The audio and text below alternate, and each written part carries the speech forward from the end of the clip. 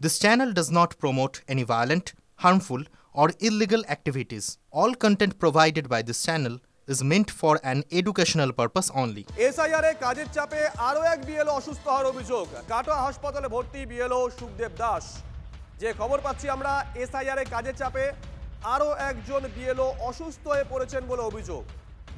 Detail নেব কৌশিকের কাছ থেকে। কৌশিক, দেখো, এনুমারেশন ফর্ম নিয়ে বাড়ি থেকে বার হওয়ার সময় আজ সকালে অসুস্থ হয়ে পড়েন কাটোয়া বিধানসভার 147 নম্বর বুথের বিএলও।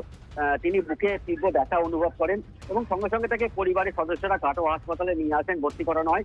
হাসপাতালে চিকিৎসকরা প্রাথমিকভাবে তারা জানাচ্ছেন যে মানসিক চাপ থেকেই তার এই প্যানিক অ্যাটাক। তবে ইসিজি রক্তচাপ কিন্তু স্বাভাবিক থাকলেও তাকে অবজারভেশনে রাখা হয়েছে। অন্যদিকে পরিবার অভিযোগ করছে যে কয়েকদিন ধরেই কিন্তু কাজের চাপ বেড়ে গিয়েছিল এই বিএলওর। তিনি ঠিকমতো ঘুমাতে পারছিলেন না, খাওয়া দাওয়া করতে পারছিলেন না এবং বিএলও তিনি কিন্তু নিজেও জানিয়েছেন যে তার যে টার্গেট, একটা প্রতিদিনের টার্গেট থাকে, সেই টার্গেট তার পূরণ হয়নি, এই জন্য তাকে বাড়তি চাপ দেওয়া হচ্ছিল, তাই তিনি মানসিকভাবে ভেঙে পড়ছেন। তবে মহকুমা শাসক তিনি জানিয়েছেন যে নির্বাচন কমিশনের যে নিয়ম, সেই নিয়ম মেনেই এই বিএলওকে কাজের দায়িত্ব দেওয়া হয়েছিল, আলাদা করে কোনো চাপ দেওয়া হয়নি। বিএলওর শারীরিক অবস্থা তিনি খোঁজ নেওয়া হচ্ছে। তবে এই মুহূর্তে বিএলও সুস্থ রয়েছে, কাটোয়া মহকুমা হাসপাতালে তিনি ভর্তি রয়েছেন। শুভজিৎ, ধন্যবাদ।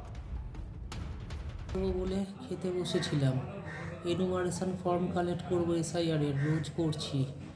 হঠাৎ খেতে খেতে আমি চোখের সামনে অন্ধকার দেখতে লাগলাম, আর হাত পা ঝিনঝিন হয়ে গেল, হাতে পায়ে কোনো জোর পাচ্ছিলাম না, আমি আর উঠে দাঁড়াবার ক্ষমতা হারালাম। আমি সঙ্গে সঙ্গে বললাম কিছু একটা ব্যবস্থা করো, ডাক্তারকে ডাকো, কারণ আমার প্রচণ্ড বুক ধড়ফড় করছে আর আমার প্রচণ্ড চোখের সামনে অন্ধকার দেখছি। প্রচণ্ড প্রেশার, আপনারা চিন্তা করতে পারবেন এই প্রেশার।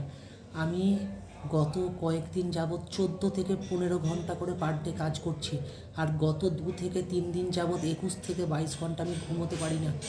আমার নিজের ঘুম হয় না, প্রচণ্ড প্রেশারে সব সময় আতঙ্কে থাকি যে আমি টার্গেট ফুলফিল করতে পারবো না।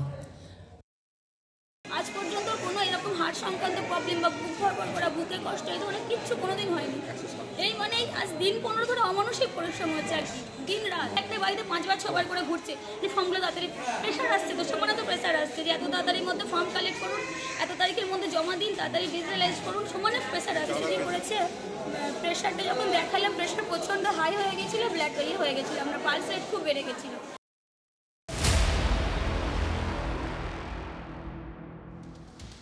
কাটোয়ার পর নজর রাখতে হচ্ছে বারুইপুরের দিকে।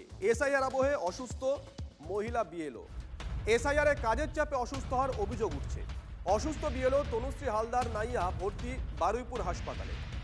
রাজপুর সোনারপুরে 15 নম্বর ওয়ার্ডের বিএলও তনুশ্রী গতকাল রাতে SIR এ কাজ করার সময় জ্ঞান হারান বিএলও। কাজ করছে সারাদিন থেকে, সকাল থেকে সে কাজ করে, রাত বাড়িতে এসে আবার রাত জেগে কাজ করে। এই জন্য প্রচণ্ড প্রেশার নিতে পারছিল না। কদিন বলছিল আমি পারবো না, কারণ নিজের উপর থেকে চাপ দেওয়া যে কাজ কমপ্লিট করতে হবে। আর তো এইভাবে দিনের পর দিন চলছে। এমনিতে অসুস্থ, প্রেশার আপ ডাউন করে, আজকে প্রচণ্ড প্রেশারে কি মানে কাজ করতে করতে ওখানে স্পেন্ড হয়ে। সকালে 9টায় বেরোনো হয়, আমরা বেরোই ওনাকে নিয়ে।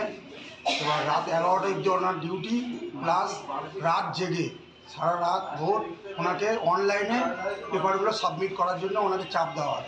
তাই জন্য উনি আজকে প্রেশারটা মনে হয় নিতে পারেনি, তাই জন্য অসুস্থ। আমরা সুভাষগ্রাম হসপিটালে অ্যাডমিট নিয়ে গেছিলাম, তারপরে এখন বারুইপুর হসপিটালে নিয়ে এসেছি, এখন ট্রিটমেন্ট চলছে।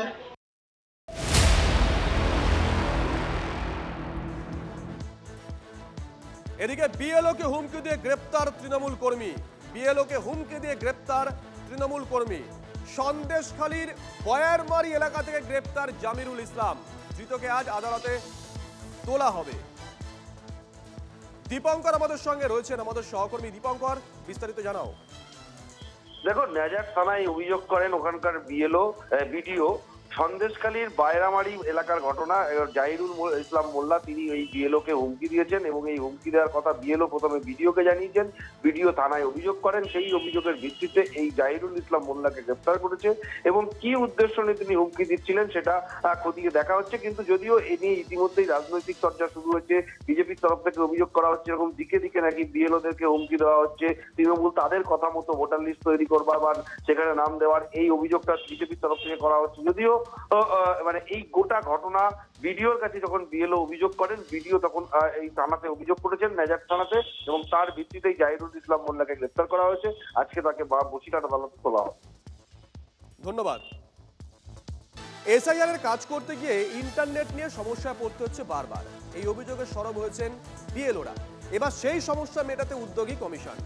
আগামীকাল টেলিকম সংস্থাগুলোর সঙ্গে বৈঠকে বসছে কমিশন।